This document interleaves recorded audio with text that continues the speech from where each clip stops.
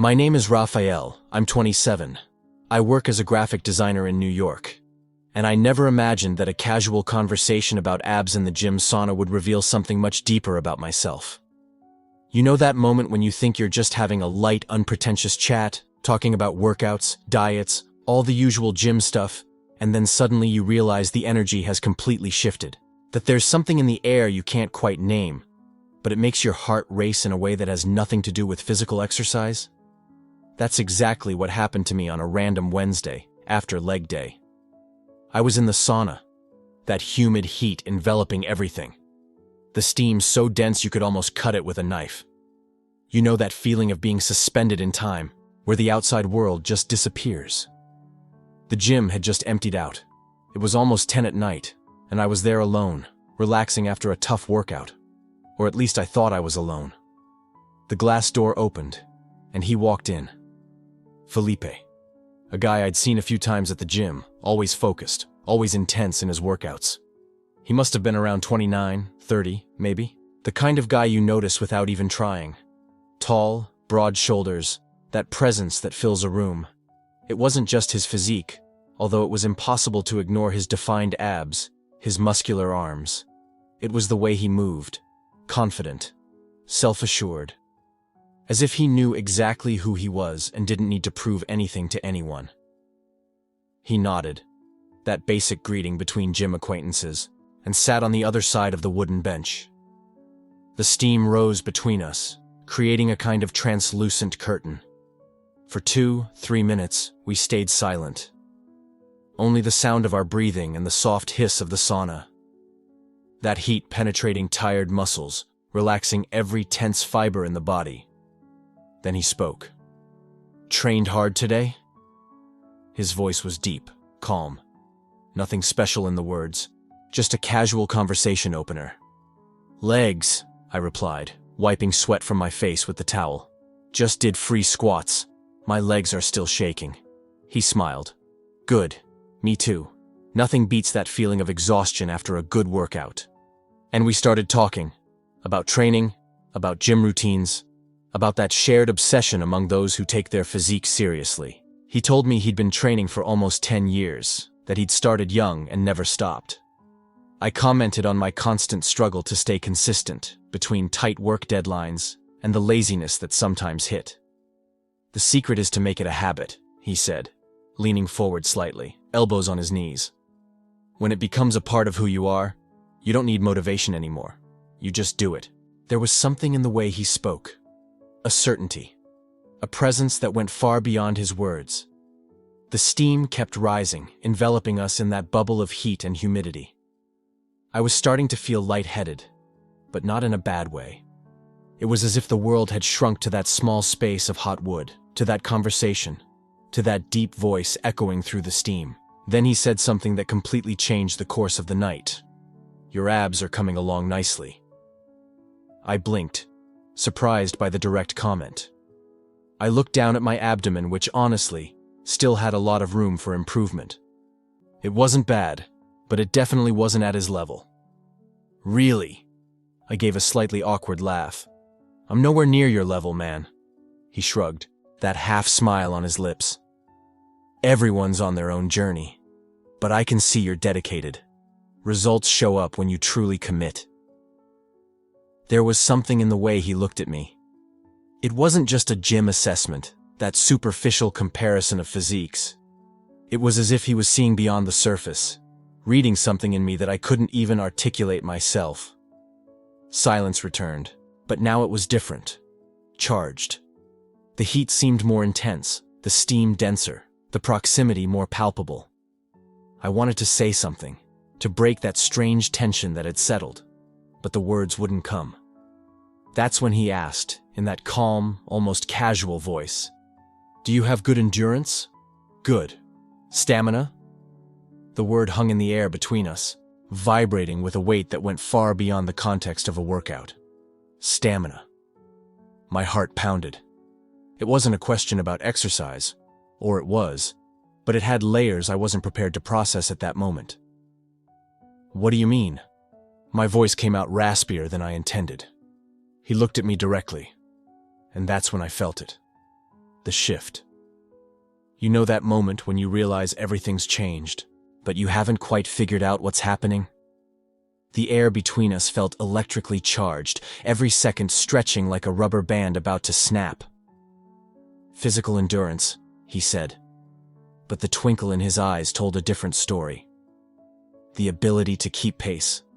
Not to give up when it gets tough. To keep going even when your body screams to stop. I was paralyzed. My mind tried to process what was happening, but it was like my brain had short-circuited. The suffocating heat, the steam, those eyes fixed on mine, that masculine presence filling every inch of the space. For the first time in my life, I understood what it meant to be completely vulnerable in front of another person. It wasn't just the exposed physicality, the semi-naked bodies in that intimate environment. It was something much deeper. It was the feeling of truly being seen, of having someone look past all the masks you wear every day. I tried to form a coherent sentence, but the words dissolved before they reached my lips. He continued to observe me, that enigmatic half-smile playing at the corner of his mouth. It wasn't predatory. It wasn't aggressive. It was just present. Intensely present. Physical endurance is important, he continued, his voice low, almost a whisper that somehow cut through the sound of the steam. But there are other kinds of endurance too. Mental, emotional. The ability to open yourself up to new experiences, even when it's scary. My heart was beating so fast I was sure he could hear it. Or maybe it was just the deafening pulse in my own ears. You seem like the kind of guy who's afraid to explore, he said, tilting his head slightly, studying me. Who stays in his comfort zone because it's safer. But safety isn't living, is it? It's just existing. How did he know that? How could he so easily read something I barely admitted to myself? I had always been the straight guy, the career-focused designer, the reliable friend, the son who never caused trouble. My entire life had been a careful sequence of safe choices, approved paths, and expectations met. And there he was, practically a stranger, challenging me with just a few calm words in a hot sauna. Stamina, he repeated the word, letting it float between us again. It's not just about how long you can endure. It's about what you can handle feeling. How much you allow yourself to experience. The glass door of the sauna was fogged up. The world outside had completely vanished.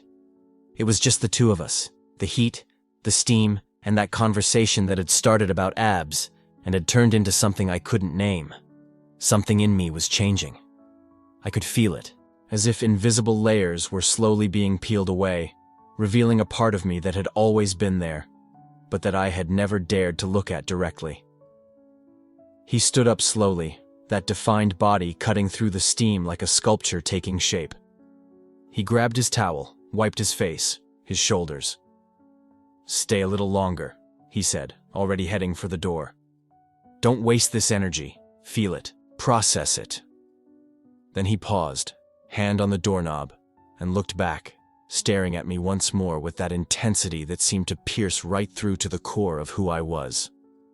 "And when you're ready to test your true stamina," that half-smile returned, now laden with promise, "look for me."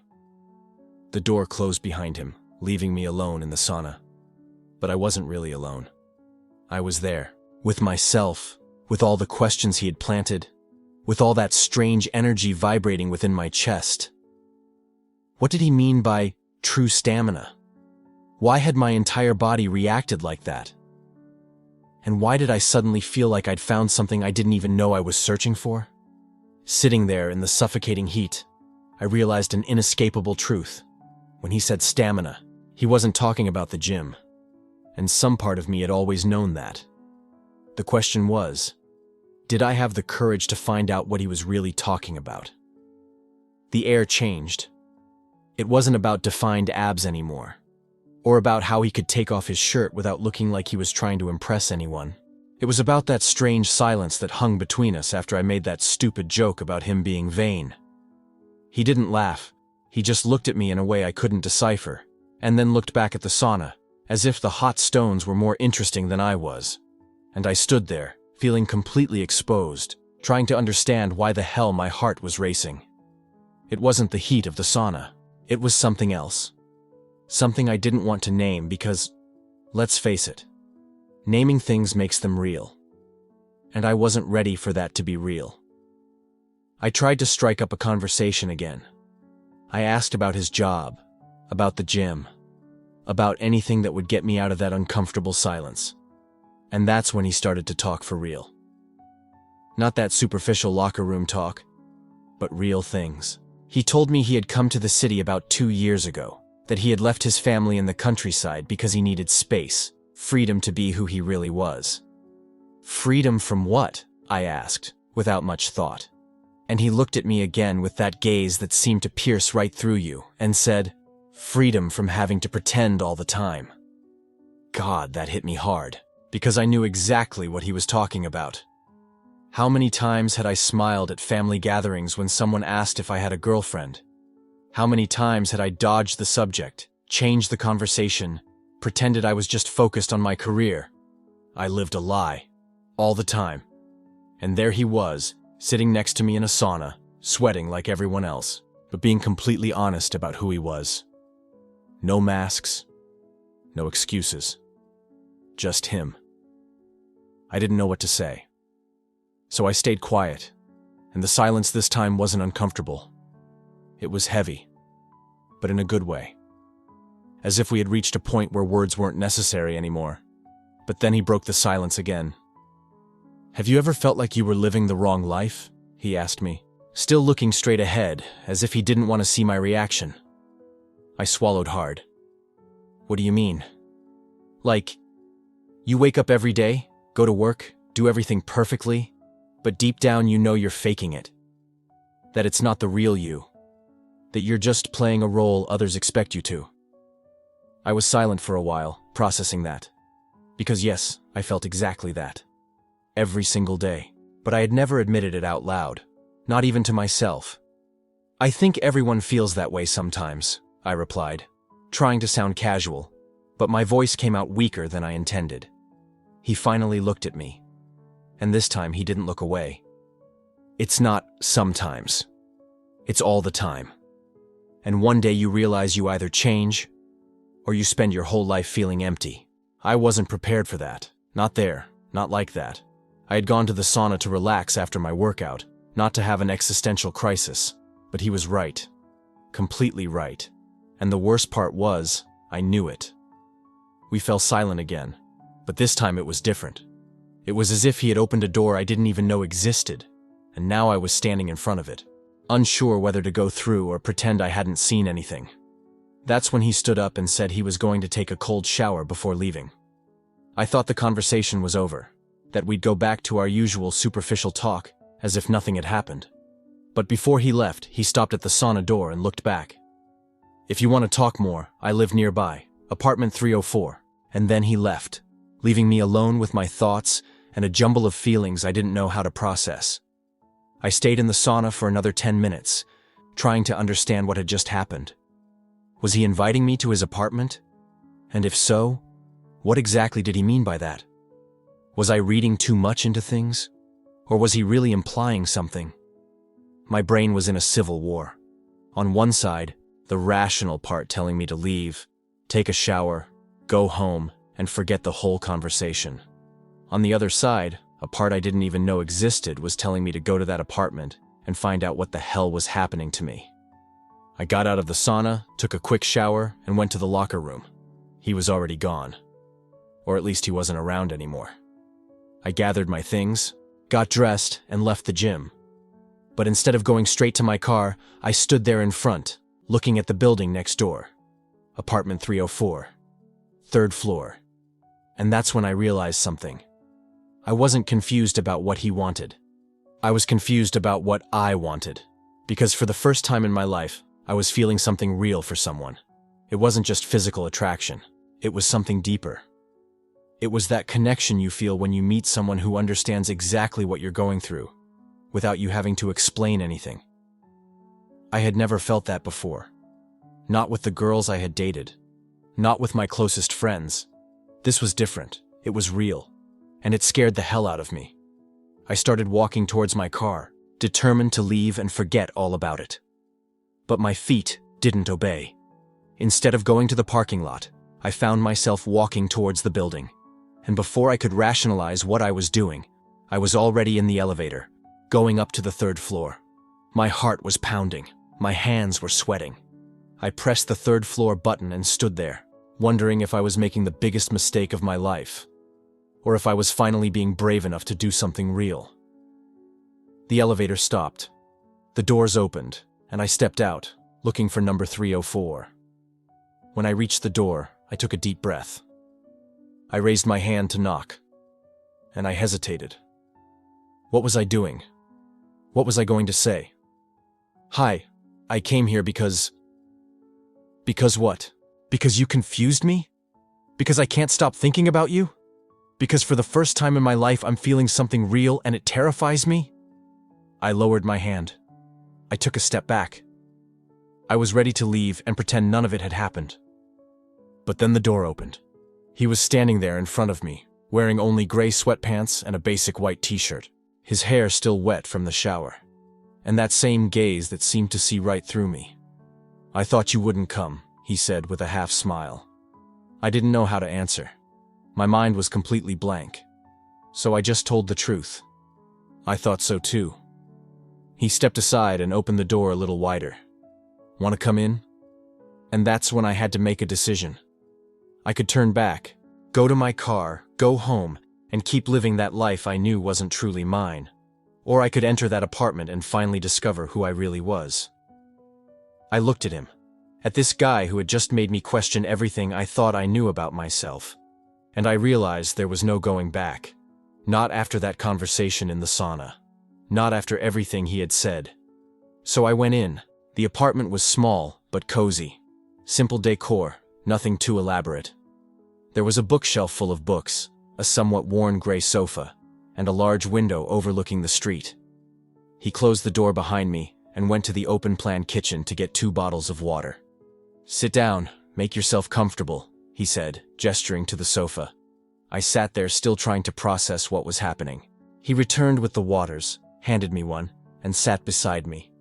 Not too close, but close enough for me to feel his presence there.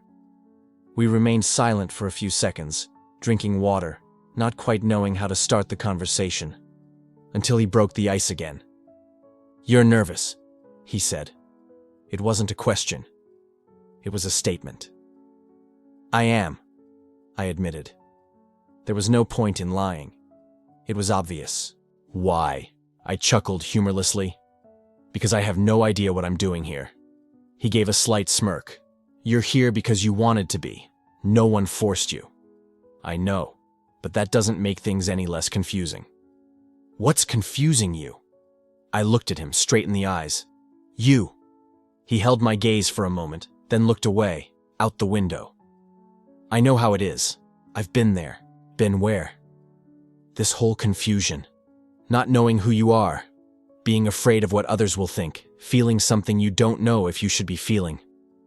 I swallowed hard. And how did you get out of that confusion? He looked back at me. I stopped pretending. I stopped trying to be what others expected me to be. And I started truly living. And was it easy? He laughed. No, it was the hardest thing I've ever done. But it was also the most liberating. I fell silent, absorbing that.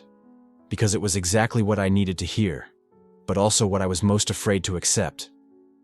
What if I don't know where to start? I asked, my voice coming out more vulnerable than I intended. He moved a little closer. Now we were sitting very close to each other, our knees almost touching. You start by being honest with yourself.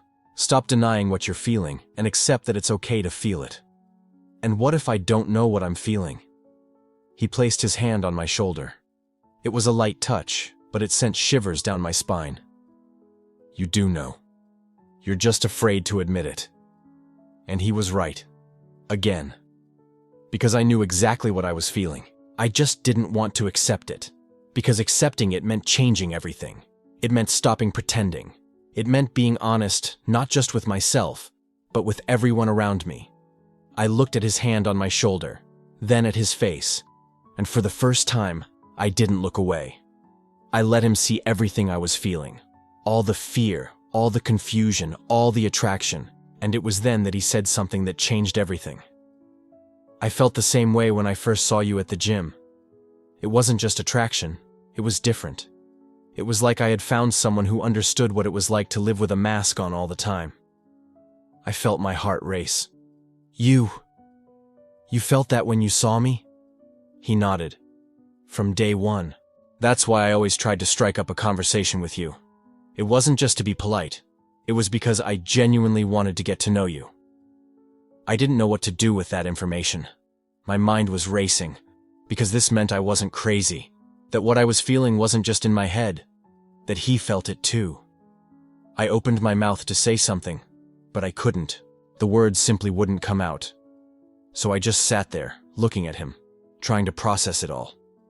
And that's when he leaned in even closer. Now we were so close I could feel his breath. My whole body was tense, but it wasn't a bad nervousness. It was anticipation. It was that feeling that something important was about to happen. I won't do anything you don't want to, he said, his voice low. But if you want to discover who you really are, if you want to stop pretending, I'm here. No judgment, no pressure. I looked at him, at this guy who had just completely changed the way I saw myself, and I realized I had two choices. I could get up, thank him for the conversation, leave, and continue living that life of lies. Or I could stay. I could accept what I was feeling. I could finally stop pretending. And for the first time in my life, I chose the truth. I chose the truth.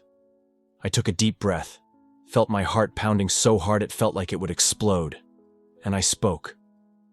Lucas, I need to tell you something. And maybe this will change everything between us, but I can't stay silent anymore. He looked at me. Those green eyes that I had spent weeks avoiding were now fixed on me, curious, perhaps even a little apprehensive.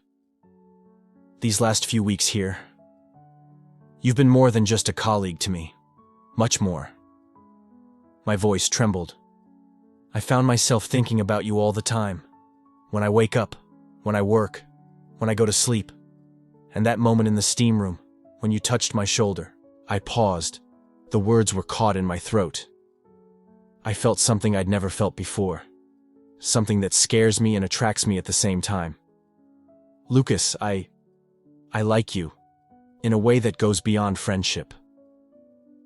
Silence. The kind of silence that seems to last an eternity.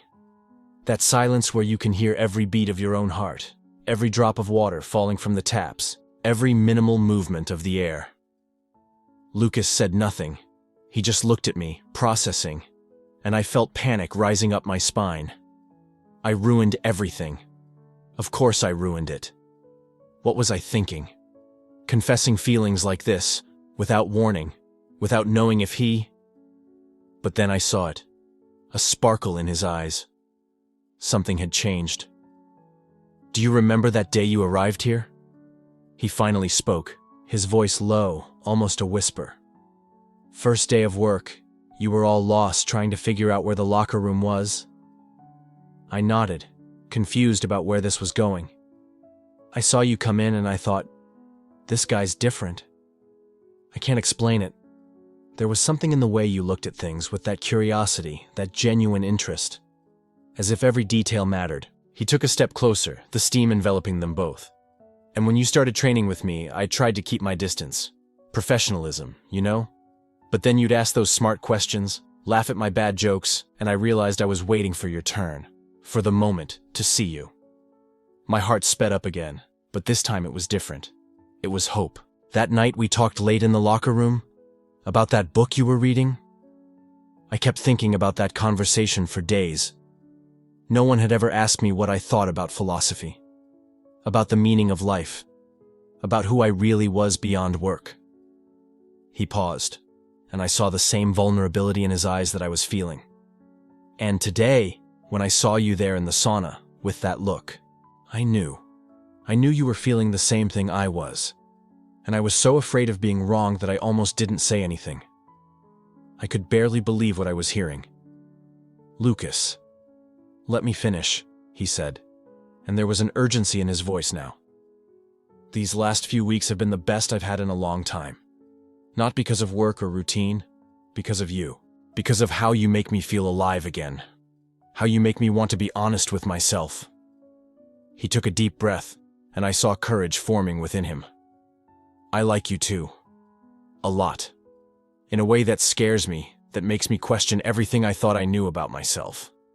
But at the same time, it makes me feel more like myself than ever. Me too. 2 words. Just 2 words. But they changed everything. The relief I felt was so intense that my legs almost gave out. He felt the same. That connection wasn't just in my head. It was real. It was mutual. But then, with the relief, came uncertainty. And now? I asked, my voice laden with all the confusion I was feeling. What do we do with this? Lucas gave a half smile, that smile I had learned to recognize when he was processing something difficult. I don't know. Honestly, I have no idea. He looked around, as if checking if they were truly alone, and lowered his voice even further. This place. These people. It's not exactly the most open environment for this kind of thing, you know? I've worked here for years. I know these guys, and I know how they talk, how they think. I knew exactly what he was talking about. I had heard the conversations in the locker room, the casual comments, the way certain topics were handled. The environment was masculine, traditional, conservative in many aspects. Are you afraid of what they'll think? I asked without judgment, just trying to understand. It's not fear exactly, Lucas said, choosing his words carefully. It's more complicated. This is my job, my livelihood. These people have been my colleagues for years, and I know some of them won't understand, won't accept it. He looked at me, and I saw the raw vulnerability in his eyes. But at the same time, I'm tired of living in fear, tired of hiding who I am, and you make me want to be brave. My chest tightened with his honesty.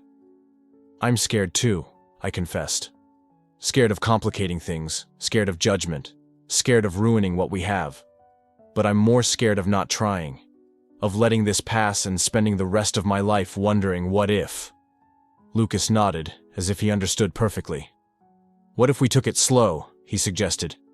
No pressure, no expectations, just seeing where this goes. Between the two of us, for now. No rush to put labels on it or make grand declarations. There was wisdom in that. Protection too. But most of all, there was hope.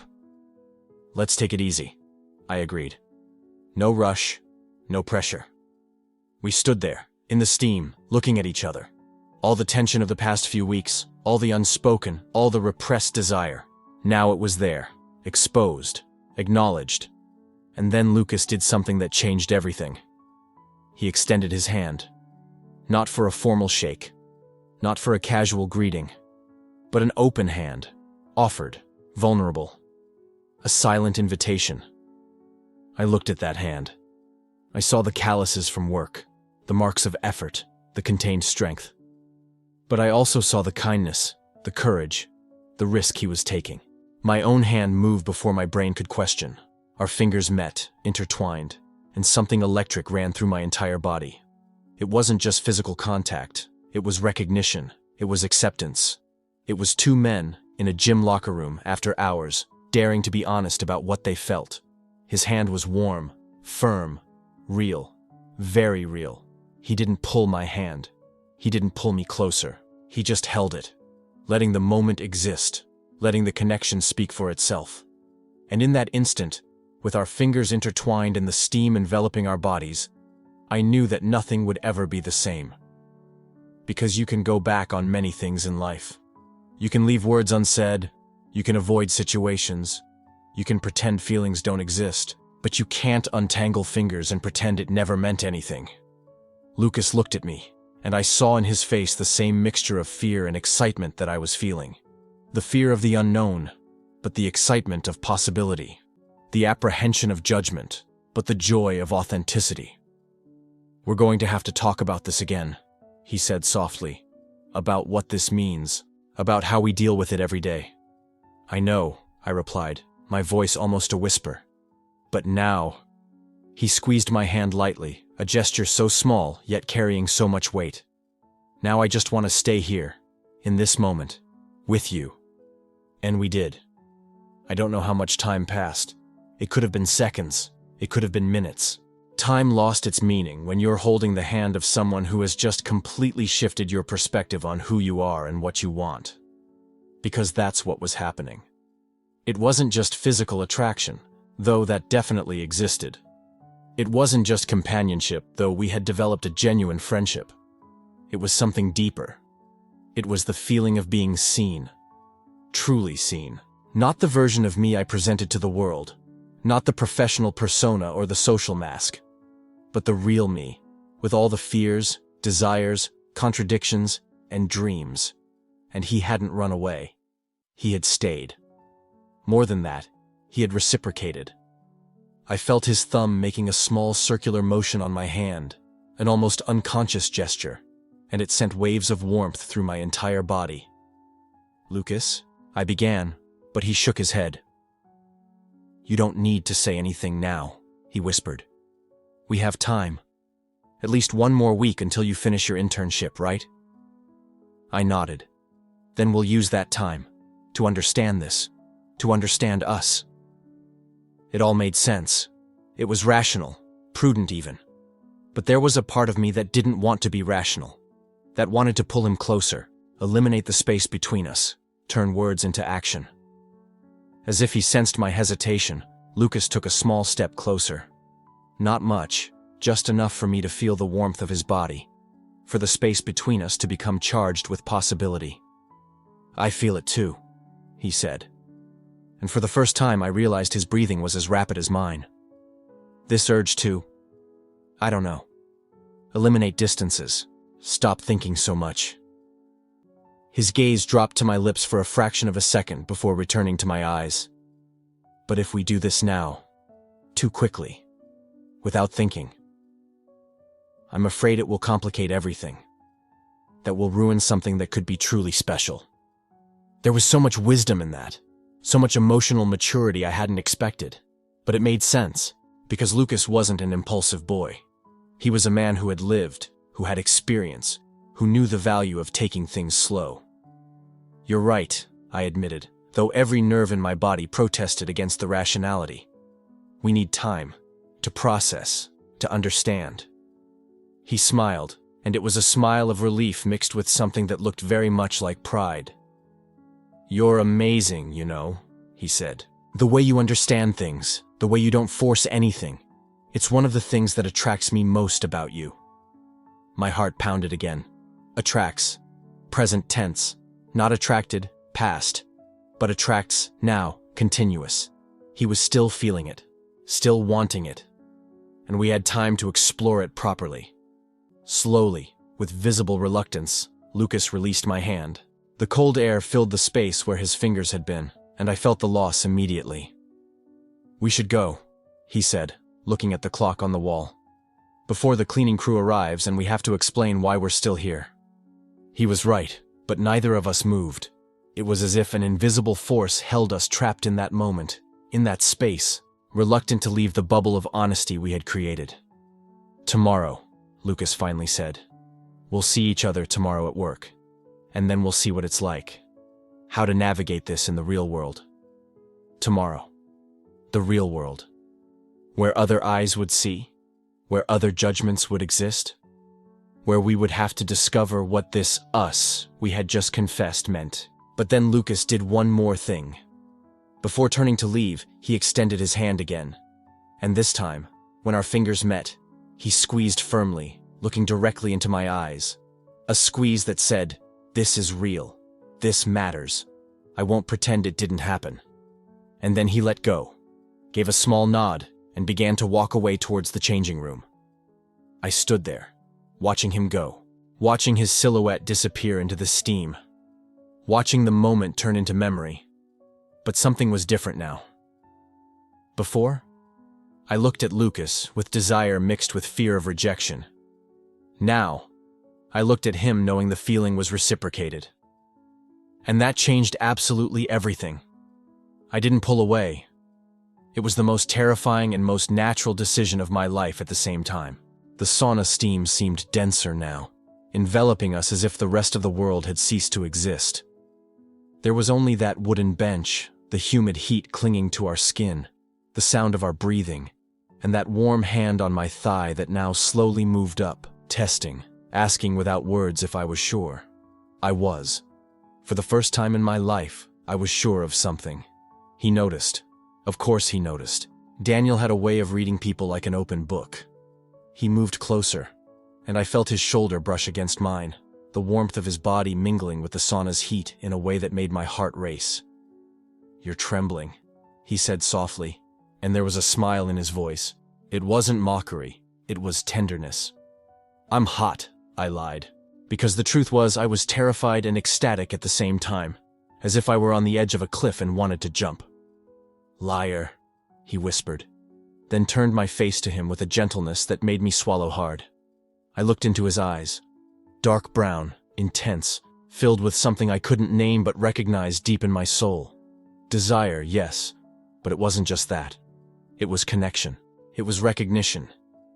It was that finally feeling you get when you find something you were searching for without knowing you were searching for it. "May I?" he asked, his voice hoarse, heavy. I couldn't speak. I could only nod, because if I opened my mouth, a moan or a cry or both would escape, and I didn't know how to handle all that intensity of feeling. He approached slowly, giving me time to pull back if I wanted, but I didn't want to. God, I didn't want to. And then his lips touched mine. It was soft at first, almost hesitant, as if he too was afraid of breaking something precious. I closed my eyes and let it happen, let that sensation completely invade me. Warm lips, damp with steam, moving against mine with a tenderness that made me melt. But then something shifted. An invisible barrier broke between us. The kiss deepened, grew more urgent.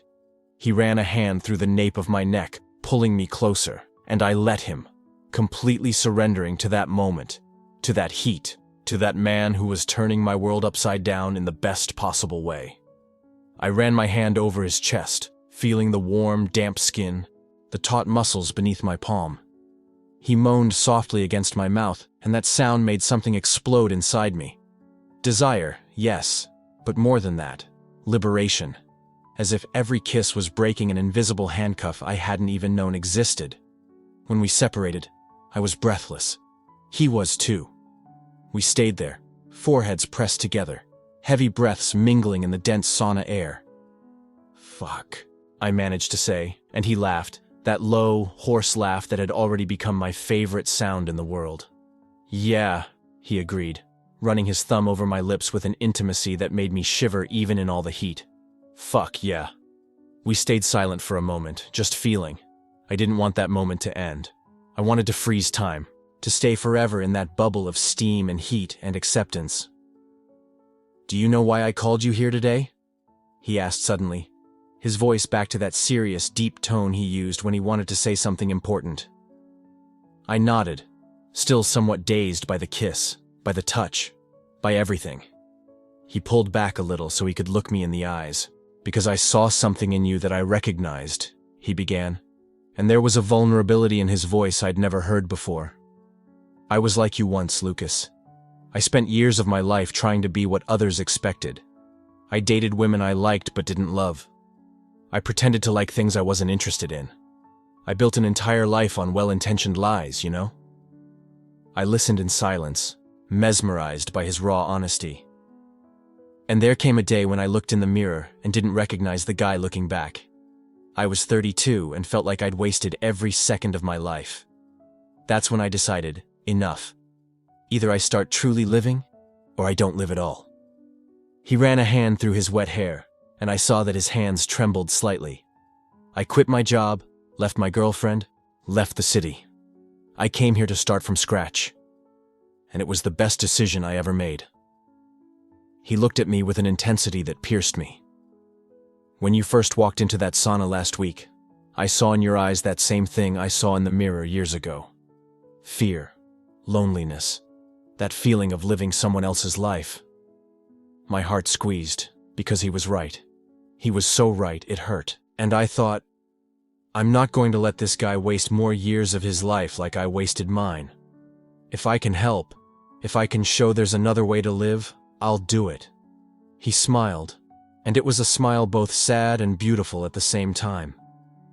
I just didn't know I'd end up falling for you in the process. The world stopped.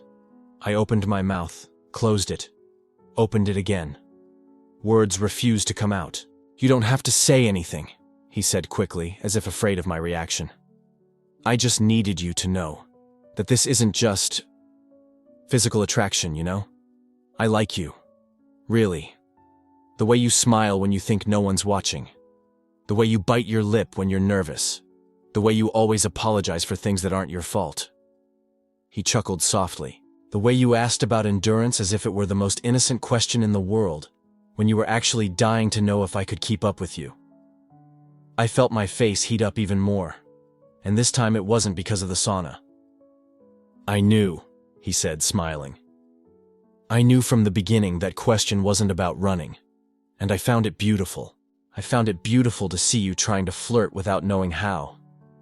Trying to let yourself feel something real for the first time. Tears stung my eyes, and I didn't even know why. Maybe it was relief. Maybe it was joy. Maybe it was just the overwhelming sensation of being seen, truly seen, for the first time in my life. Me too, I managed to say, my voice hoarse, choked. I also feel something. For you. They weren't the right words. They weren't eloquent. But they were true. And that was all I had. He smiled, and it was the most beautiful smile I'd ever seen. I know, he simply said, and pulled me in for another kiss. This time there was no hesitation, no fear. It was just desire and acceptance, and an absurd urge to merge with that man, to dissolve into that feeling of being where I was supposed to be. I let myself go. I let myself feel. Hands exploring warm, damp skin, accelerated breaths mingling, bodies fitting together as if they were made for each other. The wooden sauna bench creaked slightly under our weight. The steam made everything seem a bit unreal, a bit magical. I didn't know how much time passed. It could have been minutes. It could have been hours. Time had ceased to matter. What mattered was that hand intertwined with mine. That mouth against my neck. That whisper in my ear saying, "You're perfect." And I believed, for the first time in my life, that it could be true. What mattered was the feeling of finally being home. Not in the apartment I shared with other students, not at my parents' house, but there, in those arms, in that moment. And then, I understood. I understood what Daniel had been trying to teach me all along. That truly living wasn't about having the courage to make grand, dramatic gestures. It was about having the courage to feel, to allow yourself to want, to accept that you deserve to be happy, even if that happiness isn't what everyone expected of you. I was allowed. Allowed to feel desire. Allowed to want that man. Allowed to build a life that made sense to me, not to others. Thank you, I whispered against his chest, and felt more than heard his low chuckle. For what? For seeing me. For all of this. He held me tighter against him. Don't thank me. I'm selfish, remember? I just wanted you for myself. I laughed, and it was a light, free laugh, different from anything I had ever felt before. We stayed there, intertwined, sweat and steam and heat mingling, until something changed. A sound. Distant at first, then closer. Knocks on the door. "Oh, Daniel, sorry to interrupt," came a voice from outside. Probably the gym attendant. "But it's past closing time. You guys have been in there for almost 2 hours, man. I need to close up." Reality came back like a punch. 2 hours. We had been there for 2 hours. Daniel sighed against my hair. "We need to go," he said, but didn't move. I didn't want to move either. I wanted to stay there forever, in that bubble where only we existed. But the world outside still existed, and I would have to go back to it. The question was, after that, after feeling so alive, so real, so much myself for the first time, how could I possibly go back to being who I was before? And more importantly, did I want to go back? "Let's go," Daniel said again, and this time he got up, offering me his hand. I looked at that hand, strong, firm, waiting for me, and I took it. When we left the sauna, the cold air of the locker room hit me like a slap. I shivered, and it wasn't just from the thermal shock. It was fear. Fear of what had just happened. Fear of what it meant. Fear of having to face the real world after having tasted something so intense, so true. Daniel wrapped a towel around me, pulling me close. "Hey," he said. And he had that firm voice of his again, that voice that calmed me. "We'll talk, calmly. No rush." I nodded, because I didn't trust my voice. But as we got dressed in silence, as I tied my shoelaces with trembling hands, a question hammered in my head, insistent and frightening. What if that had just been a moment? What if out there in the real world, far from the steam and the heat and that bubble of safety, things were different? What if I had tasted something perfect only to discover I couldn't have it? Daniel finished dressing and looked at me. "Come on," he said, offering his hand again. And I, despite all the fear, despite all the doubts, took that hand. Because if there was one thing I had learned that night, it was that some things are worth the risk, even when you don't know how they'll end. When we left the sauna, everything felt different. The locker room was almost empty, the fluorescent lights brighter than I remembered. Sounds of showers in the distance, footsteps echoing down the corridor. Everything seemed sharper, more real, more frightening. I picked up my towel and didn't know what to do. What do you say after something like this? How should I act? Was there a protocol for when you finally allow yourself to feel something true for the first time in your life? But then I looked at him, and he was still there. He hadn't disappeared as I secretly feared. He wasn't regretful. He wasn't distant. He looked at me with the same intensity as before, that soft smile on his lips, his eyes still saying things I could barely believe. "Are you okay?" he asked, softly, and I realized that I was. I was okay, more than okay, I was whole. "I am," I replied, and it was true. We got dressed in silence, but it wasn't that awkward silence I feared. It was comfortable, almost intimate. Every movement seemed to mean something. When our hands touched as he helped me grab my backpack, I felt that electric shock again, that absolute certainty that this wasn't just physical attraction, it was a real connection. We left the gym together. The night air was cold, refreshing after the heat of the sauna. The street was busy, people passing by, cars honking, life going on at its normal pace while mine had just changed completely. "Want to grab something to drink?" he asked. "There's a cafe around the corner. We can talk." Talk. The word unnerved me a little. Talking meant defining things, naming what had happened, facing reality outside the protected space of the sauna. But I said yes. Because I wanted to. Because for the first time in my life, I was choosing what I truly wanted, not what was easier or safer. The cafe was small, cozy, with that smell of ground coffee and warm bread. We took a table in the back, away from the window, away from prying eyes. I wasn't ready for it yet. Not yet. He ordered a cappuccino. I only ordered water. My mouth was dry, my heart still racing. "So," he began, his voice gentle, cautious. "That was real for you?" The question caught me off guard. Not because of the question itself, but because of the vulnerability in it. He was uncertain too. He also needed confirmation. "It was the most real thing I've ever felt in my life," I replied, my voice trembling slightly. "And that scares the hell out of me." He smiled, that smile that completely disarmed me. "It scares me too," he said. "I didn't think I'd feel this when I first saw you. I thought it would just be attraction, you know? Something simple. And it wasn't?" "No," he replied, and his eyes met mine with an honesty that made me want to cry. It was much more than that, from the very first moment. We fell silent for a while. The waiter brought our orders, and I took a sip of water just to have something to do with my hands, to have a second to process what he had just said.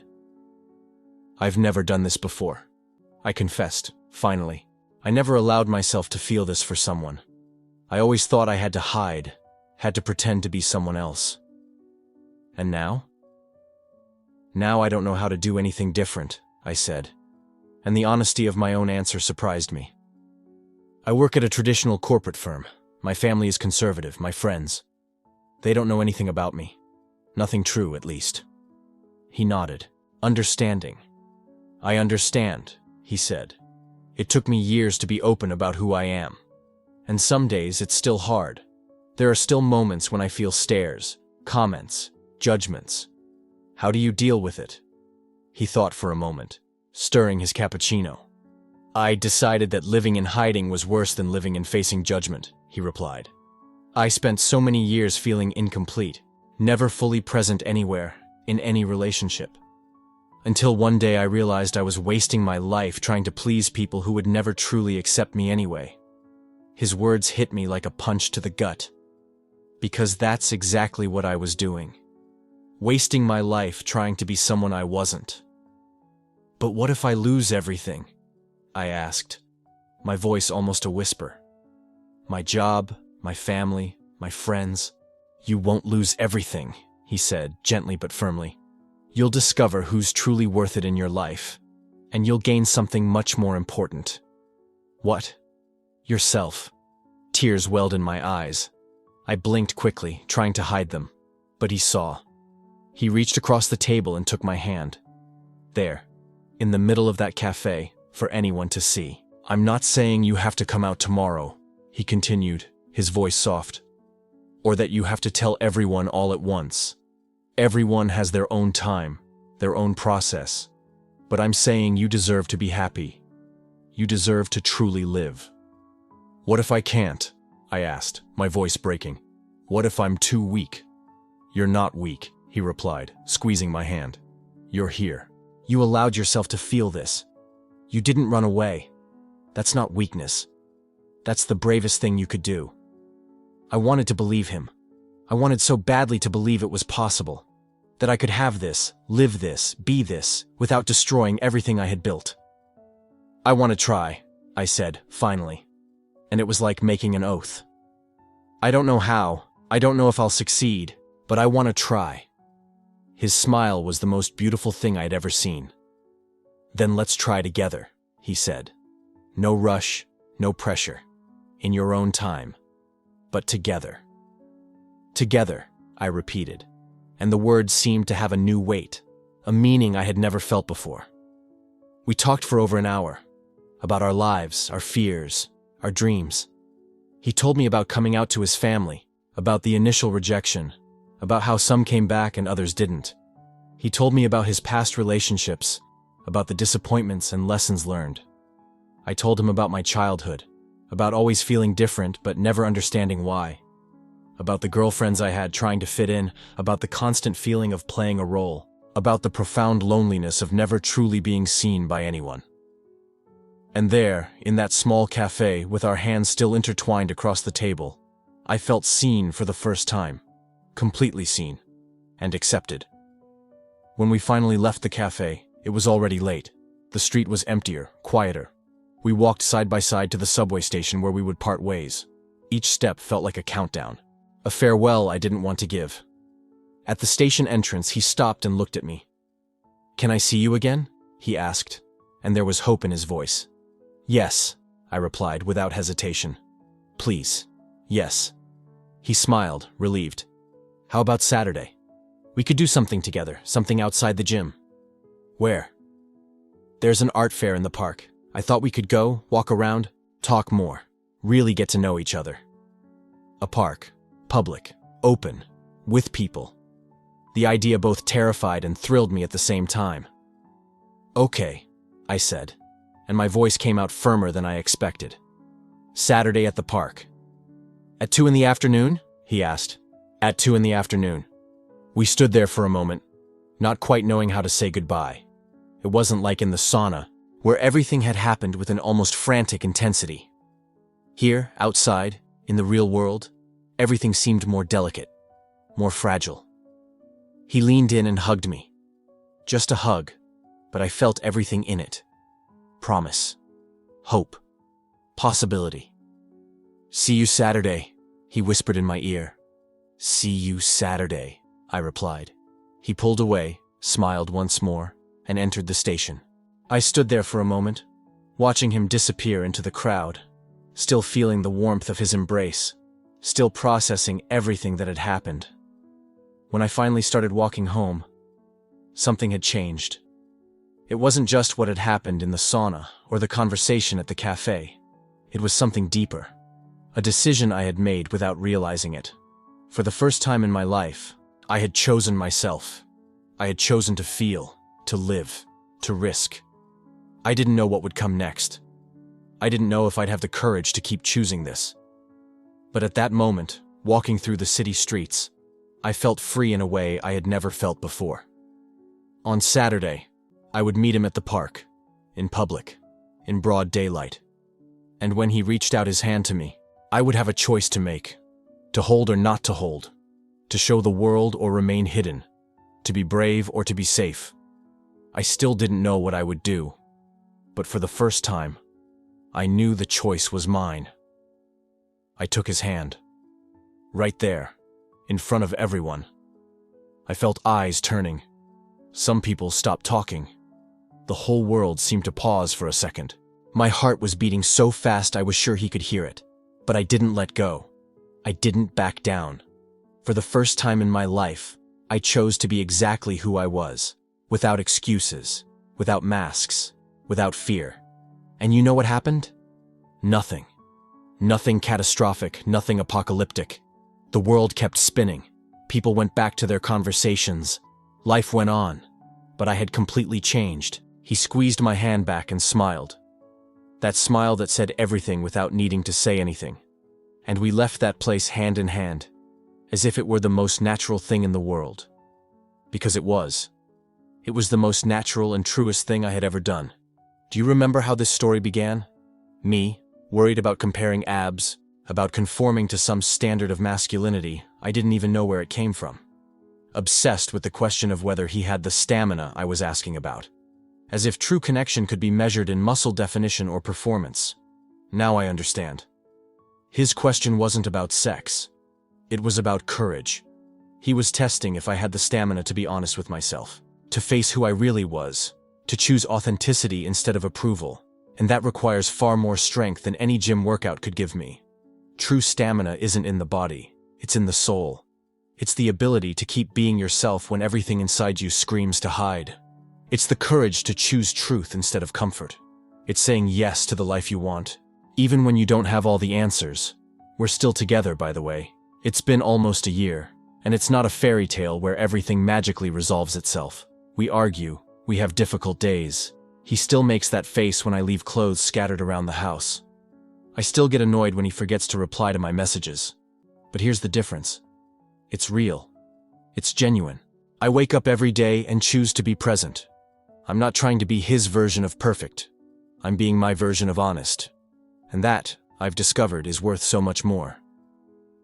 He told me, a few months ago, what really attracted him in that sauna. It wasn't my body. It wasn't my intelligent conversation.